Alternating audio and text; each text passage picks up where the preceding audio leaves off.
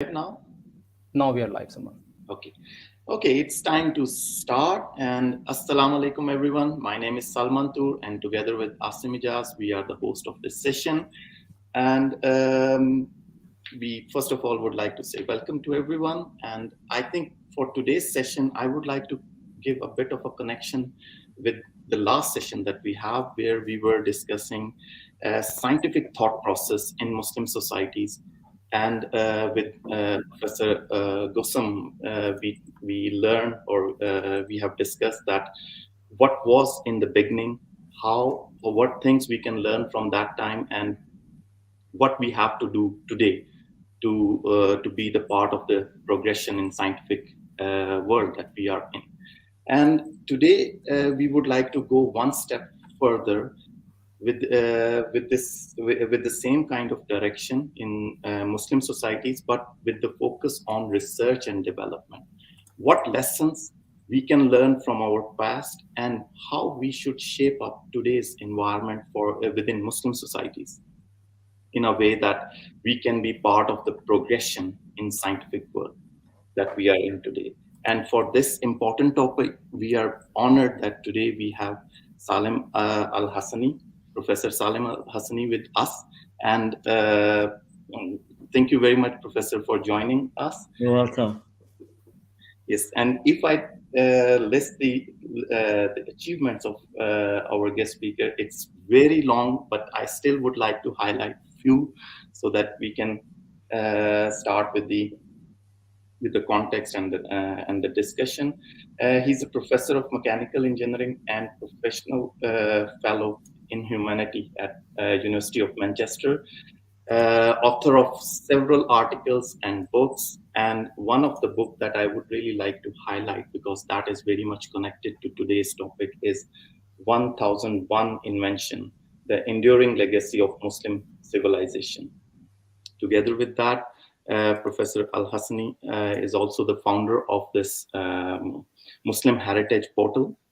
I guess most of our audience have already seen that portal, but if not, I think it's worth visiting and continuously visiting that portal because it has phenomenal content. Absolutely. Uh, I don't have words to explain that, but I regularly visit that site and it's very good. So I think without spending more time here, let's go and listen to our speaker's thought on this, on the topic of today's research and development lessons from the Muslim civilization. So, Professor. Well, thank you very much. I'm not quite familiar with the system that you're using, with it being, I'm normally used to Zoom, so I might meet some technical problem. I'd like to thank you very much for inviting me. I remember you wanted me to talk about women of science, medicine, and management, because this is really a subject of a book that I'm now preparing. But I chose that because of the interest in science and development and research, and because of my background is in mechanical engineering. So I thought I better, give some lessons perhaps that I have learned personally from the last 25 years of study of what's been happening in science and technology in Muslim civilization. Um, so the question that is posed at the moment is, was there R&D in Muslim civilization, you might ask? So what's I wouldn't blame you if because there's hardly, I wouldn't, if you say there was none. Why? Because such information is rare, and there is a blind spot in the view of R&D as presented in school STEM subjects, and like sort of science, technology, engineering, and maths, in textbooks and university science and engineering courses. You only need to list the names of scientists and inventors and spread them along a timeline.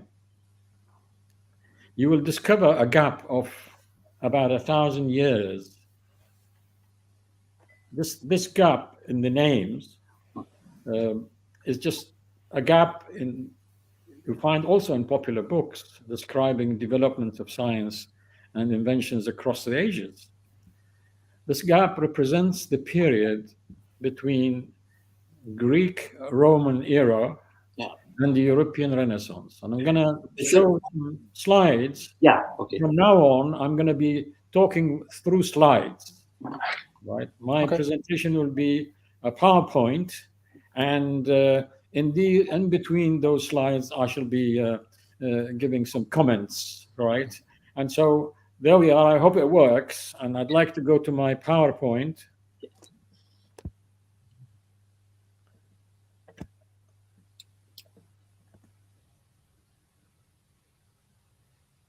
Okay.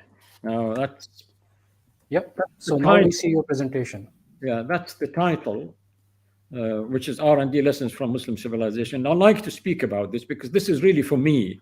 I want to summarize my understanding of what was lying behind the research and development in a huge number of, in fact, nowadays countries, and also peoples and cultures throughout more than 1,000 years.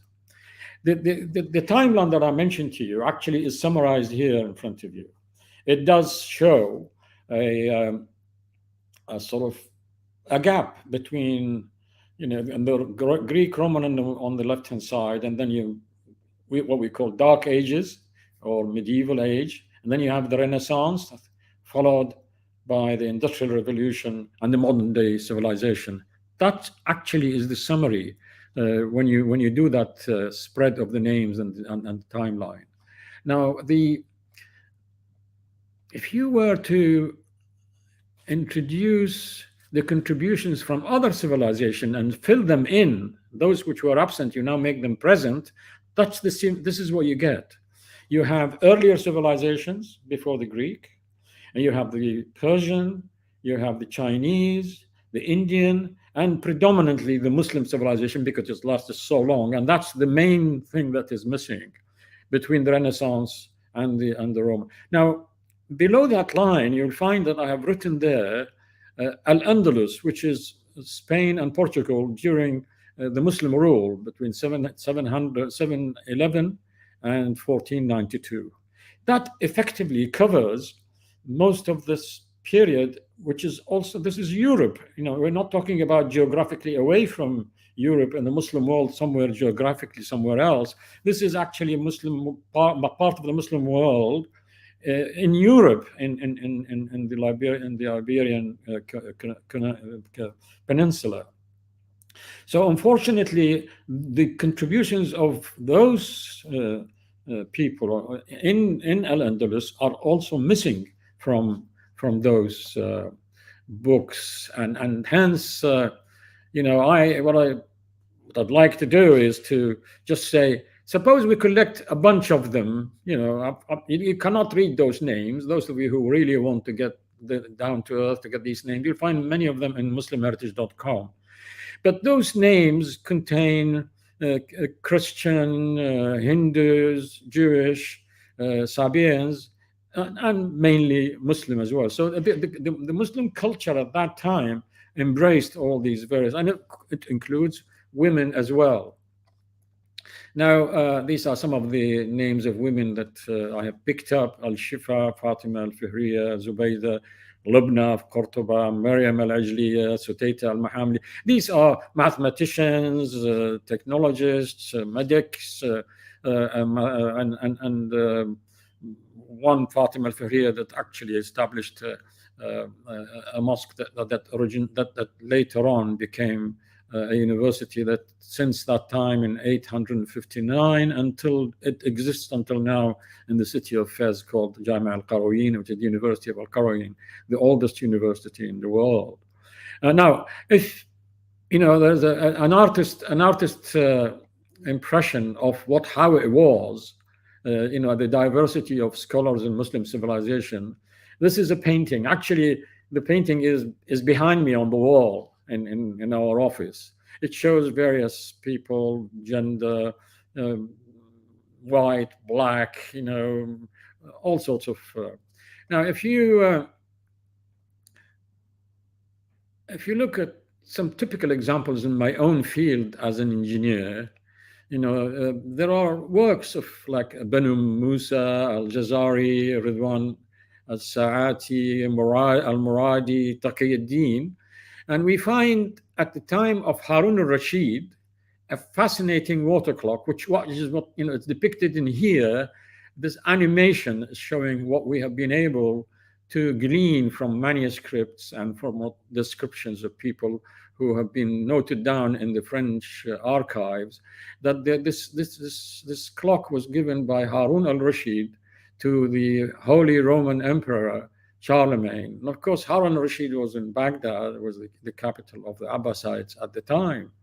Now, it really is fascinating, and therefore this is a solid proof of the existence of technology and science and R&D. These animations that I'm going to be showing you immediately now are just only a few of the hundreds that we can actually get from various manuscripts. We have been able to animate, reconstruct them, and produce animations of those. And now this is like Al-Jazari's double-acting pump. Not going to go into details. It is followed by Taqiyuddin al-Rasid's 6-cylinder pump, almost looked like a car engine. And then you've got the appearance of various worm wheel arrangements, gears to produce multiple motions. Then you've got a complex device that actually shows worm and wheel use in below the water, below the earth, that brings water fountains that can change shape. These water fountains in gardens can produce various shapes, but without any electricity and without any gas and so on. It's just driven by water. And then you've got Al-Taqiyuddin Rasid, for instance. This is a fascinating mechanical clock, which is showing you the tick-tock arrangements, driven by not by water but by gravity, by weight. That was in the year 1540. Now, so there are 5 million manuscripts in Arabic that exist today. Only 50,000 of them are edited. Unfortunately, most of those 50,000 are about dynasties, wars, religious discussions, and about poetry and so on. So there is really very difficult to find out the rest of the information, because the rest 5 million are still waiting to be edited. Why is this daft existence of only 50,000, and why are they also so biased towards those subjects of wars and religious discussions and so on? It was because these reflect the interest of the sponsors who wanted to edit those manuscripts, the paymasters to those who have done the editing. And therefore, it is inconceivable that amongst the thousands of unedited manuscripts, not to find a huge number of them on various STEM subjects. But that's not really the subject of our talk. I'd like to, the question is, what main lessons can we learn to enrich ourselves, right, for building a better world? What can we learn? What was so special about the work that has been done in Muslim civilization? Why it was successful and so on? What was the main sort of reason and the themes and the factors that have influenced people? Now, I shall not get into discussion on the reasons why the Muslim civilization deteriorated and how it gave way to a newly emerging European Western civilization, the Renaissance. But I must, however, bring out some conspicuous features that formed the bedrock of research and development during the centuries when Muslim civilization thrived. I shall focus only on Right. I shall focus only on the uh, ones that actually the Renaissance ignored, eventually giving rise to our present civilization, present world, which I would say imbalanced world.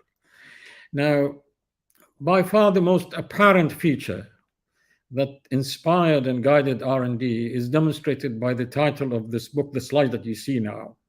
The most famous book on engineering in the history of Muslim civilization so far, because we haven't discovered the other books, because they may be buried amongst those millions.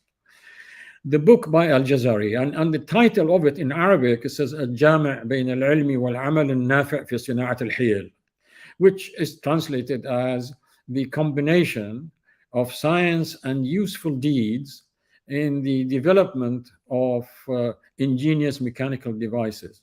And what strikes me is not the fascinating machines and devices, some of them I have shown you earlier in the animations, but it's there's a principle that science has to have a useful end, useful deeds. And this is defined in the Quran as amal salih, or useful deed that is acceptable by Allah, right? And there's a verse in the Quran that says that very clearly. There are many places they actually, it refers to the useful deed that is acceptable by God. Such useful deeds resulted in a social development of people, right? Care for animals and environmental protection. And just take another example of this manuscript it's from the selections from Al-Razi's continents. The author, Abu al-Hasan al-Qarashi, points out in this introductory page, which I'm showing you, that his incentive to compile the work is to benefit people and act in obedience to God, who said that the verse translated as, that is in his still in page, and in if any of you save a life, it would be as if he saved the life of the whole mankind. And also in obedience to the Prophet, he said, the best among people is the one who benefits the people most. Khayrun nas anfa'un nas, right? That is the saying of the Prophet there. Now, if you sort of a practical manifestation of the Quranic principle that man, that means men and women, the human beings are the vicegerent of Allah. They are entrusted by God to build and develop and cultivate the planet. How is this done? In my view, this was done, right? There's much effort was expended in the development of a balanced individual. It's an equal balance between mind, body, and soul, right? Now, this required a balance in conduct in all walks of life.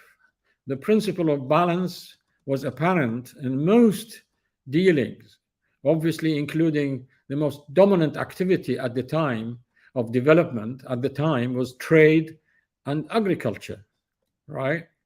Now, let's see now. The idea of balance, right, is something that was very dominant. The balance is called mizan, but it was accompanied by justice and by the useful deeds, amal salih, useful deeds. So research and development had to somehow be embraced within that. So this is sort of the best of matters is that which is balanced. Many places in the Quran and various sayings of Prophet Muhammad actually bring that up. You know, there's a verse of the Quran which is in here that I show you, which actually shows that in those two words, the red is the mizan and bil qist, which is sort of to uphold justice.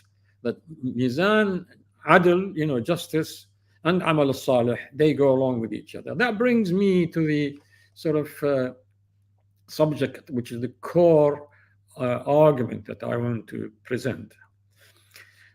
How business was conducted, whether it was research, development, trade, and so on. This applies to various dealings, including development in society, including the development of science, engineering, medicine, and so on. The business person in Arabic is called tajir. What you see there is T-A-G, a small I, because this I actually in Arabic doesn't exist, it's just J. So this word tajir it comprised from four letters. Ta, what you have here is from taqwa, which is mindfulness of God. A is from amana, which is trustworthiness. And jasara, J, jasara, courage. And rahma is mercy. So these TAJR seem to somehow dominate the behavior of people. Of course, not everyone was doing it, but to be a faithful Muslim, you have to have mindfulness of God. You have to be aware that God can see you and His presence in your behavior, with yourself, your family, with the rest of us, and with your work, in the trade, and so on. So, hence, this aspect of taqwa, amana, jasara, and rahma somehow presents like a green zone, right? This arrow is like if you like, a road or a motorway, which is the safe zone to operate for people, whether they were in business, whether they were in office, they were in their way of life. And they have to somehow be careful on how to deal with outside the zone. Outside this zone is sort of the animal and environmental welfare on the one hand, and the social welfare of people on the other. Let's go a bit more. That complex slide there in front of you need to be really gazed at carefully. I put the green zone, the safe and just space for humanity. That's where the Tajir zone operates. Above it, which is an overshoot, that is where that barrier one should not crash into. And that is, you don't hurt the climate change. You don't introduce air and ocean pollution. You don't withdraw too much fresh water. You don't affect the land, land conversion, we are suffering from these. And then, of course, you don't hurt the biodiversity. That's the environment. But then look at the barrier below, which is the social foundation barrier. You are supposed to be, you don't harm, but you promote, and we call i'mar, right? To useful, social, to education, health, food, water, energy, housing, transport, social equality, peace, security, and governance. This is what I have gleaned from my understanding of the behavior of such people throughout those ages. But of course, there have been people who are, nasty, some oppressive people in every society. But when it comes to becoming a Muslim at that time, and there were a majority of them, they were governed by that. They probably have done it subliminally without realizing that, because these are the implications of the aspect of these four letters of Tajir, of taqwa, of amana, of jur'ah, and rahmah. Now, what happened when Europe has actually gone to sort of emerge of people in the Muslim world with all that work that they did. They have developed a very big concept of we, togetherness. Everywhere in the Quran, every time, you are always being rewarded if you are useful to others. It's about others, about we. The concept of we was dominant, right? Now, the European Renaissance, for somehow, when it developed in Europe, because they had problems with the church, and hence they had to deviate away from stay away from religion, they took a lot of concepts from Muslim civilization, from Muslims, through trade and through wars and whatever, but they did not take the Islamic concepts of we and of the concept, the behavior of Tajir. What happened is that came along with the Renaissance was the phenomena of me instead of we, and the dangerous sort of principle of usury, interest. Now, this we has become me. That's when the world flipped, when it deviates from the original ethos for more than 1,000 years from Muslim civilization. That me became central. So what does that bring? Me is the center. The man, it has to be in control. Everything that is important in life is to nourish man. And unfortunately, the nourishment of either the mind or the body forgot about the soul. And hence, there's a problem of imbalance. And then what you have here is me, then you have usury. But of course, the concept of growth came. This idea of growth became dominant, and we see it today. But that was, this growth, and it came with the dominance of man. Man is on top of the of the sort of biological existence. A male first, and then a woman, and then the non-white, right? And you got rich white males occupy the top of the hierarchy, with females, then people of color, then animals beneath them. Growth, as you all know, is enhanced by interest and by usury. You have an amount of money there, without even doing work, it will grow, because by adding interest, by just giving it to people on the way, return it back to you, and that will continue.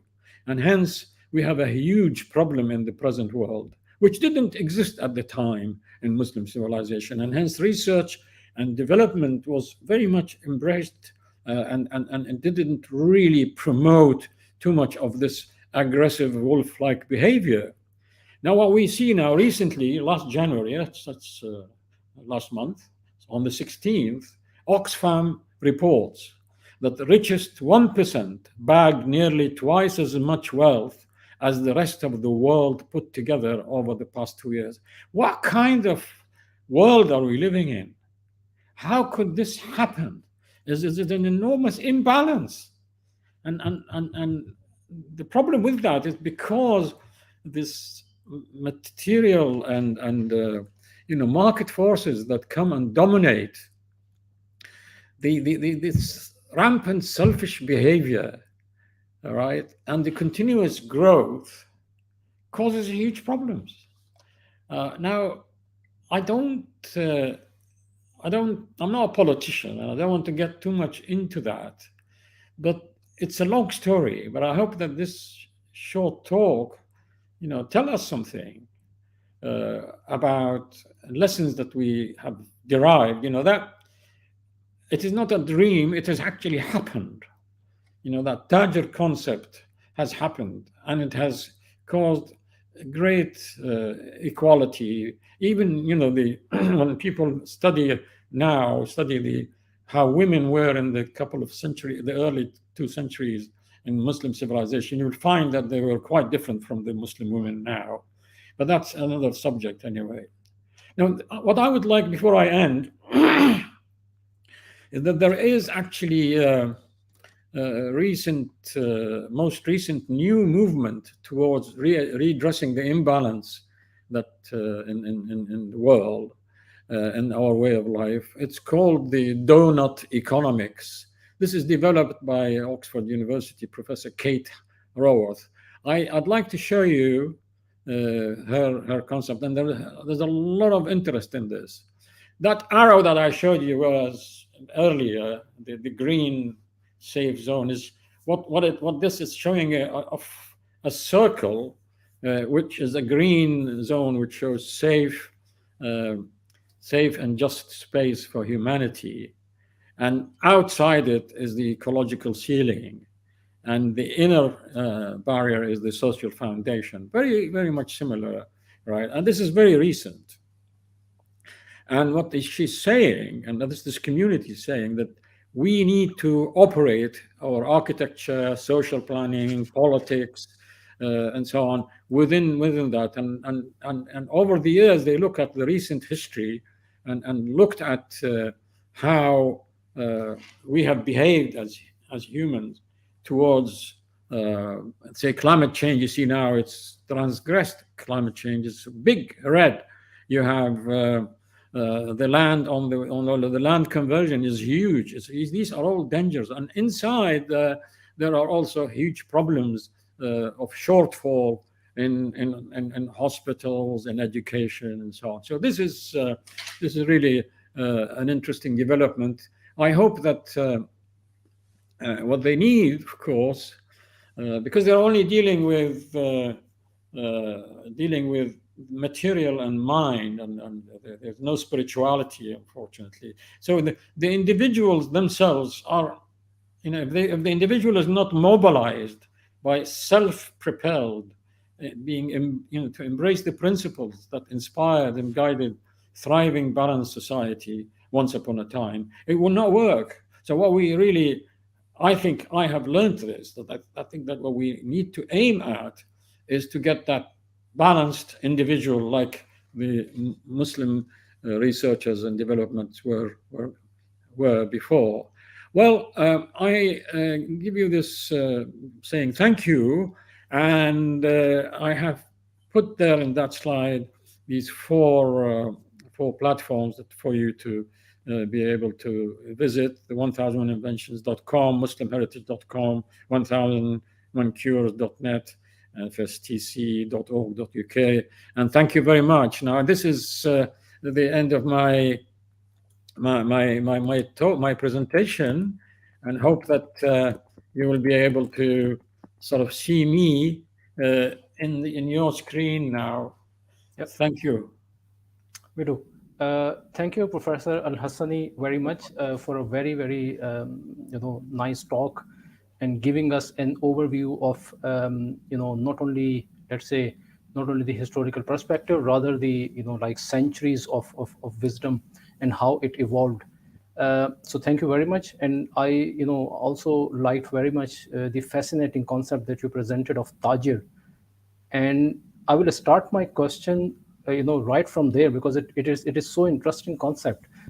So for example, if you look at this Tajir concept, the way you explained it, one gets the impression that this was the core at the the scientific development, or the development of ilm, knowledge, in the golden era of Muslim.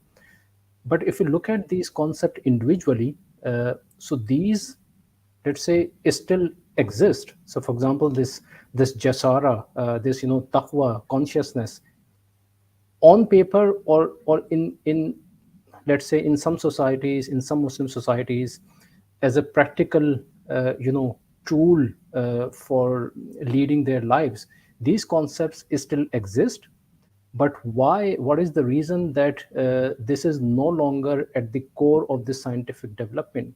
So if these concepts are still there, why don't we see this scientific thought and development flourish now?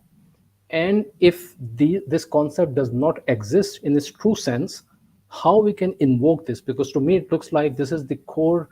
If we can find a way to invoke this, then we have the solution of this problem. Yeah, I'm going to try to stay with the history a bit, because I'm not really a sociologist. I'm not a politician. No, I'm not an economist, so it'll be just an opinion between, not like anybody. But we need people, we need experts to actually answer this question. However, in terms of history, again, I go back to examples. Let us take an example of a great polymath scholar, engineer, physicist, you can name him. And he was in the north of India. His name was Al-Biruni. Now, the guy is just unbelievable in terms of his scholarship, not only theoretical, but also practical. He measured, like for instance, measured the circumference of the Earth. He has developed equations of how you can actually do that by looking at the height of a mountain and so on. Now, the Al-Biruni mentions that he had been sponsored by somebody to do the measurements of the circumference of the Earth. Why? Because he says when he developed these equations and he wanted to test them on the ground, but the results of his tests, the measurements were not in agreement with his theoretical work. So he wanted to do the tests again. But he said, I couldn't do the test because my sponsor, my waqif, right, has died, has passed away. So that tells me that actually such work was being funded through charitable acts as an expression of religiosity, right? Again with Al-Biruni, it is reported by a guy who was actually witnessing his deathbed. Biruni was dying, frail, and people came, next to him. Then somebody, the one who is now reporting, I've got his report. He says, as I entered, they were telling him who I was to come to bid him farewell. So he tried to wake up when he recognized who I was and tried to sort of speak to me. And he says to me, look, I have been looking for you for some long time because I have a question, I have a problem, and I know you have the solution of it. So, and people were thinking that the question that he was having some sort of religious aspect or whatever, but he asked him, and the problem was a mathematical problem. A man on his deathbed, such a colossal polymath, all right, in various, in maths and physics, and he actually was the first book about India. He described, because he learned Sanskrit, he learned this, and he was a Muslim at the time because he was so much connected with Allah, with God. This letter T was dominant. He says to him, why are you surprised I'm asking you this about this problem? He said that, his answer was, he said, what shall I say to my creator, Allah, when I meet him and he has given me this opportunity to learn and I didn't ask for it? I mean, this is just unbelievable. It's humbling. Now, such a behavior, right, of being conscious of God while you're doing your work, whether you are a doctor, whether you're an engineer, whether you're an accountant, whether whatever, that actually is in my view, can make a different world altogether. It will change because you cannot impose change by top down only. You need the individual to resonate with you. And in those early years, excuse me, there was a resonance between individual and the state. Every one of them tried to bring in the idea of balance, of God fearing, and God, the taqwa, to be honest, trustworthy, to be merciful. I mean, the concept of mercy, for instance, you don't develop weapons of mass destruction. When you're talking about R, the mercy, you have to be merciful to mankind, merciful to animals, and so on. So I think that these kind of lessons have tell us that the present Muslim world have left that. There are individuals, but there is imbalance, because you find some individuals concentrate on spirituality only, right? You get individuals who concentrate only on the brain.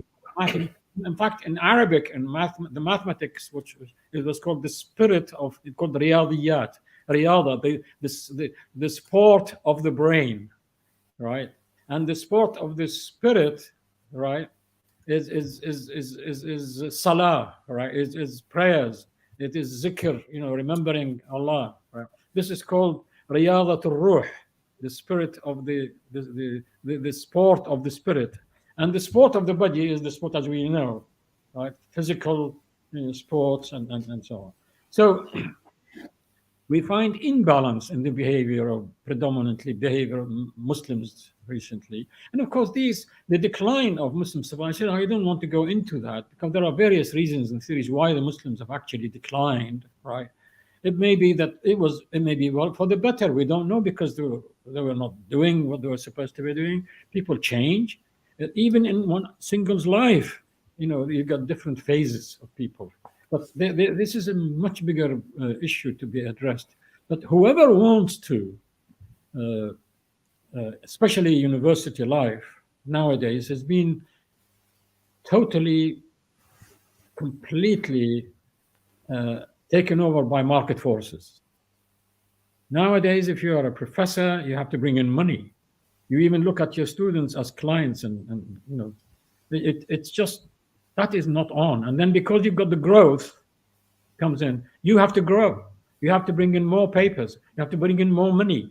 Everything is geared towards growth. And that concept was controlled before for more than 1,000 years in humanity, when Islam was dominant amongst the people. I'm not talking about dominant as government. Governments, some of them were oppressive, all sorts of wars, but I'm talking about horizontal, organic movement of men and women who were trying to practice, right, their faith by manifesting it through actual useful deeds.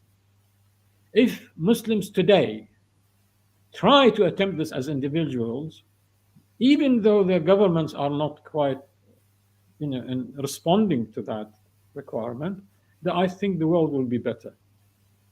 That's my view. I don't know. Yeah. Thank you, Professor Hassani. My second question is regarding, this topic itself. So we as Muslims, of course, we feel very much attached to this golden era of Islam, and rightly so. So for example, the work that you have discovered and presented to the world, it shows that there is this what you call amnesia in the history for 1,000 years. There is missing. People label as, let's say, dark ages. And even in Muslim societies, there are two type of two groups of people. One see it as like a glorious past, and they like to live in that. And the others who just completely reject it. They say, okay, yeah, in Muslim societies we did something, but the actual technological advancement that we are the fruits of now is basically done by after the European philosophy. But what is the midway? My question is that what can be gained, let's say, even if the Western world realizes that they were wrong, and they deliberately omitted this part of the history, scientific history, even if they accept it. At best, what can happen is that we will have something like common scientific heritage, and that's it. But what happened in the golden age, the current Muslim societies will not be able to benefit, because after that there has been so much done in the scientific world, that if we have to follow today, we will have to follow the Western scientific or philosophical model anyway. It's complex, actually. I think there should not be either this or that. There has to be those people who live in the past, they won't be able to do anything. You can't just living in the past. We have to live today and hope for a better future. So we only use the past to learn lessons from, to look at identity issues. The past is important for identifying not only lessons, but also to identify identity itself. Some people say the reason why so much information is missing, between the Renaissance and the Greek, that's the Muslim, because they say that because of the European identity.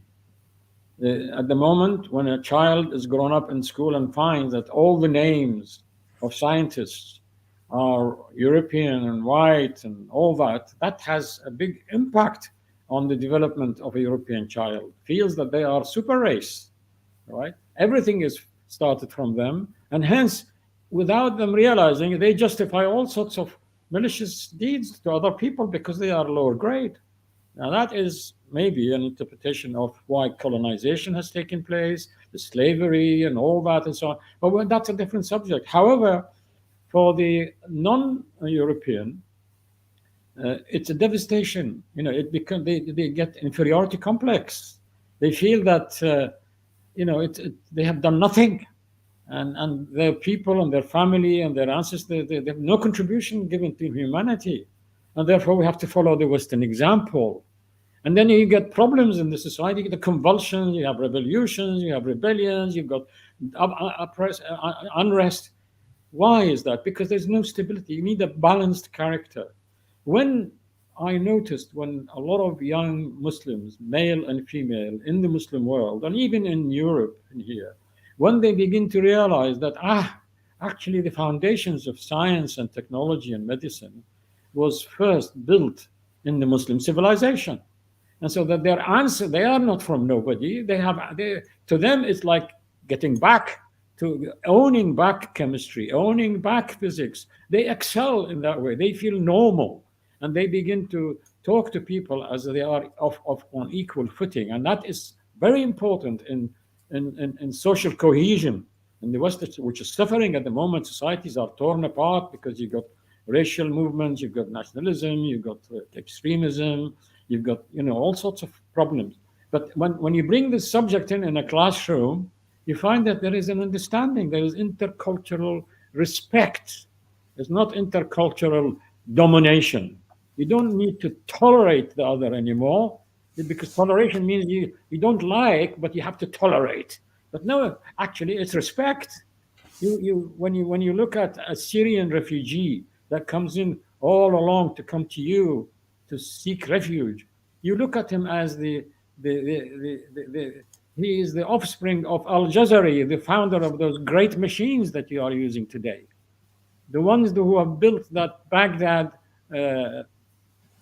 clock that Charlemagne and his court, when they received it and they thought there were some genie hiding in there. They didn't realize, they cannot imagine why this clock was working on its own.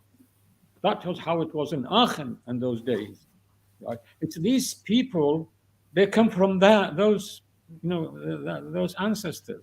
So there has to be some respect. Okay? Now, I'm not saying that we owe this or they owe that or we owe. No, but we just have to deal with each other as human beings. Right? We are all one family in this globe. It's such a small world, and people need to understand that. Both, not only the ones who feel the inferiority complex, but the ones who have actually feel the superiority complex. The superiority complex because of color.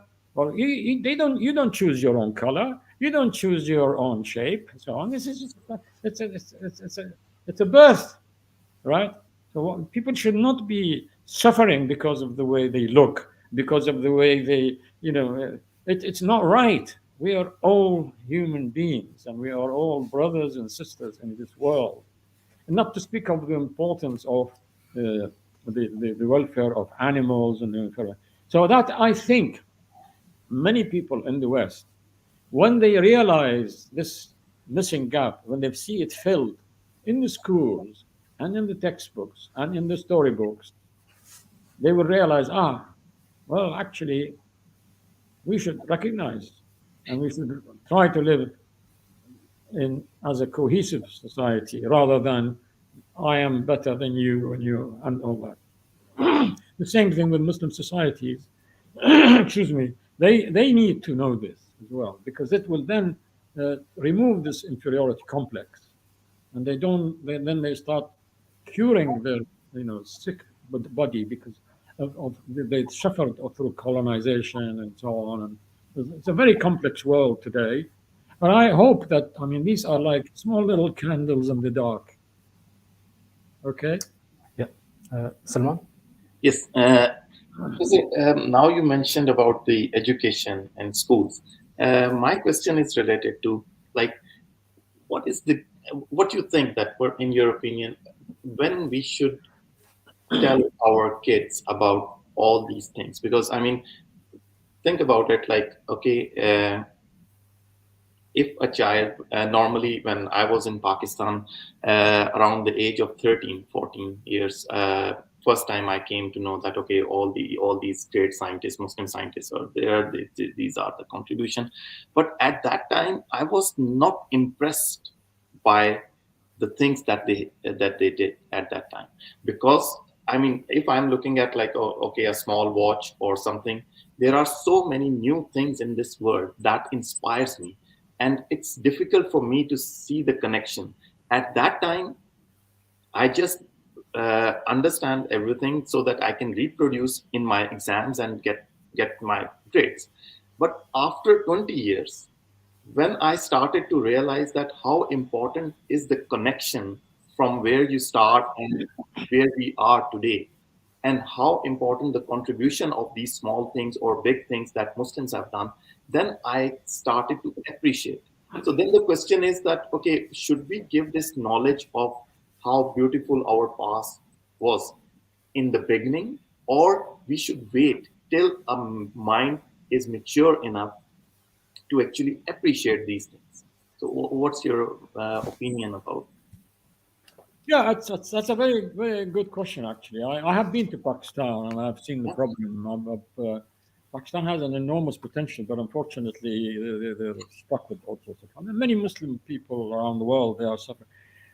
I, and also, I think in Europe, the question of raising kids from the beginning, they need to be brought up in a balanced way. Balance is very important. This is in Islam called mizan. You have a balanced character, a balanced head over shoulders, right? Not too extreme on either side. So, what it is at the moment, the school syllabi throughout the world do not contain this additional information that I mentioned to you. In my view, you don't need to bring them to force them to study history. Now, what you want is just a small enrichment of each subject. All right, you bring them in. Like for instance, you teach maths or physics. When you come to Newton's law, right? If you're a teacher who are interested, if it's not even in the syllabus, I think should be, is that say, look, by the way, this guy, great guy Newton, he said, if I have learned anything, it was because I was standing on the shoulders of giants. Now, who are these giants, man? Ask the classroom. Try to find out. Go to the internet. Find out who are these giants. Then you begin to discover for people like Al-Hasan ibn Al-Haytham, who was another polymath. Was from Iraq and raised in Egypt and so on. But the whole science of optics have actually emerged from there. Now, these are the sorts of things. You go into mathematics and you think about these numerals 1, 2, 3, 4. Oh wow! That these are called Arabic numerals, but actually they were called Arabic numerals by the Europeans. They called it Arabic numerals, but the Arabs at the time they said they were Indian numerals. So you got Arab and Indian coming into the classroom. The word algebra, for instance, it's the name, it's the name of a book which was called Al-Jabr al-Muqabala in Baghdad, 1,000 years ago. These are the things that they can actually go in. You go into medicine, and you talk about surgery all the time, and so on. And then you get, oh, by the way, do you know that the cat gut was originally discovered by Muslim scholars?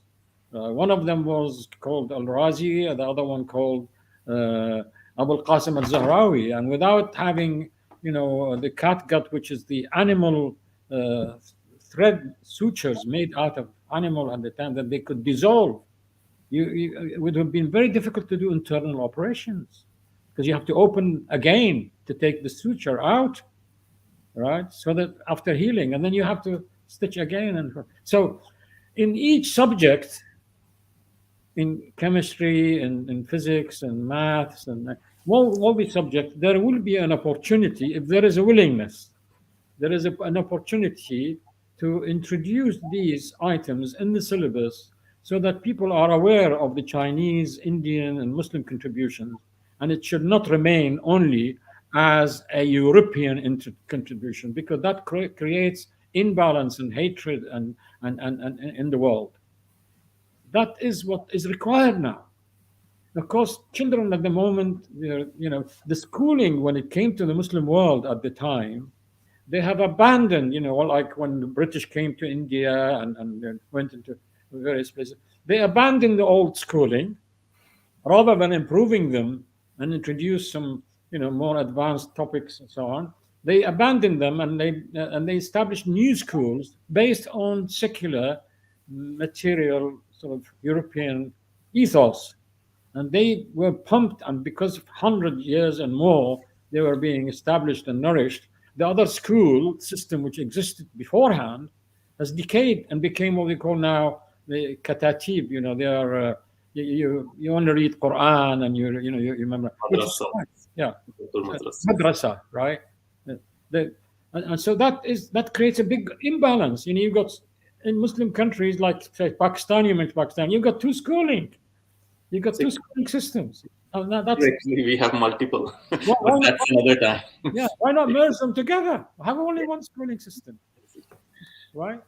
So Yes, this is not really very much the lessons. I think for we stick to R&D. We as researchers and developers in universities and industry, we have to be mindful of God. We should be useful in our. We don't develop things that hurt. You don't develop biological things that hurt humanity. You don't develop weapons that kill, people, unless you perhaps for defense purpose. And these are complicated. But if you look at the way we behave as researchers, as developers, driven by this ethos, I think we will do a lot better. And even our own institutions that we work for and work with, they will appreciate us as good characters. That's what I say. thank you very much. And Professor, my next, I don't have a question, but it's more like a comment, and I would like you to say a few words, because this whole thing is from when I was listening to one of your talks at YouTube. It's available on this National Geographic's Live, where you was talking about the common heritage, science as a common heritage of humanity. And in that talk, you have very nicely presented Al-Jazari's work in a sense that where the elephant is in the bottom, and there is a Egyptian thing on the top, and it shows like it is very important to reference others so that one can see like how new things evolve.